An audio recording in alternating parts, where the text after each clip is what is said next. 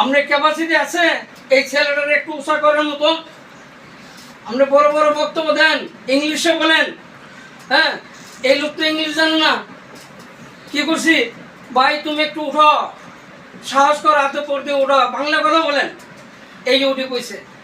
হ্যাঁ এখন আপনি যদি ওয়ান সিট ডাউন, সে তো এটা বুঝে না, সে বুঝে কি আমারে সোয়াতনে উঠতে কইছে।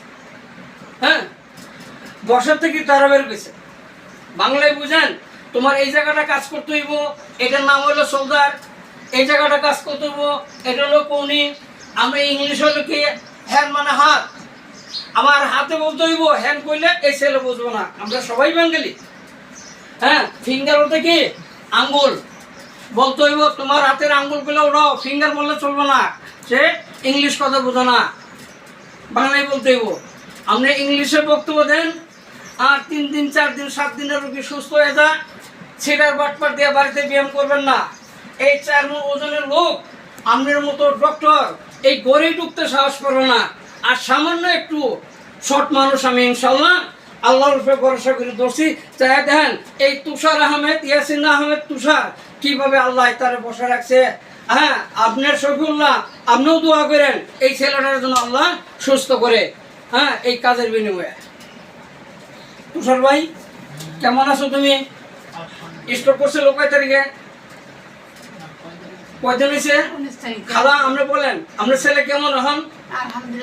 মাত্র কাজ করছি 4 বার, কাজের বয়স হলো 3 দিন, রোগের বয়স হলো প্রায় 20 দিন। হ্যাঁ হ্যাঁ আমাকে বললো তুমি কেমন আছো ভাই? হ্যাঁ আচ্ছা আমাকে নিজে আপন নাতির মতো যত্ন সহকারে আমাকে আগের উপরে আমাকে করছে বলার বাসা। আমি এত আদর এত আলিঙ্গন এত কখনো পাইনি,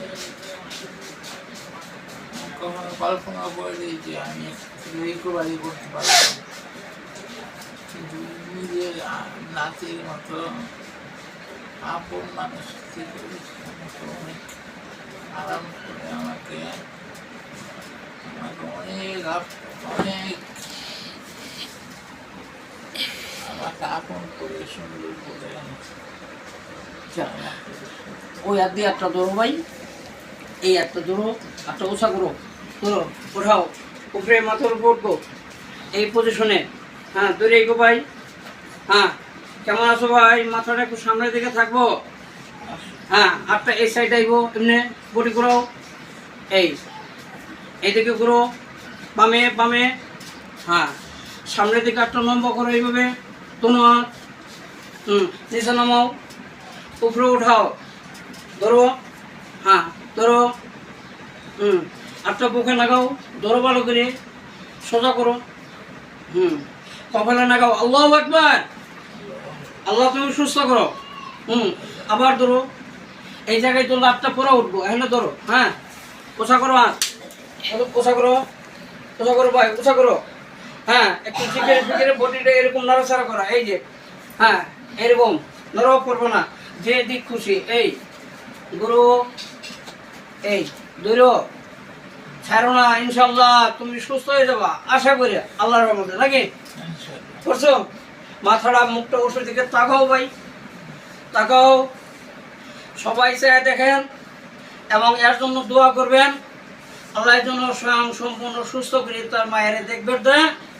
মা সামনে, মায়ের দোয়া আল্লাহ কবুল করে, মা যেন সুস্থতা দেখি তার জন্য দোয়া করে যেতে পারে ইনশাল্লাহ, এই কামনাই আপনাদের কাছে।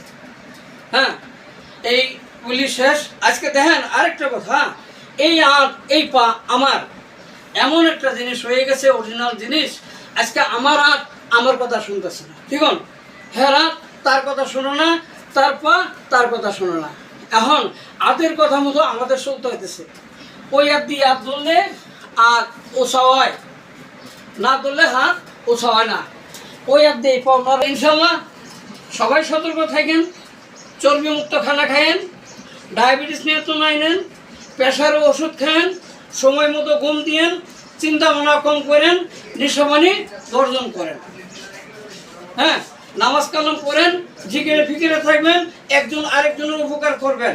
এরকম অসহায় লোক পেলে সবাই সেবা দেওয়ার চেষ্টা করবেন।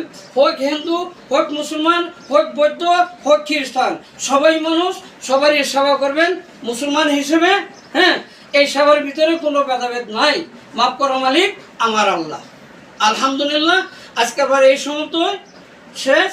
আগামীকাল আবার আমাদের সম্মুখে এই তুষার ভাই আহমেদকে নিয়ে আবার আমরা দাঁড়াবো। আসসালামু আলাইকুম।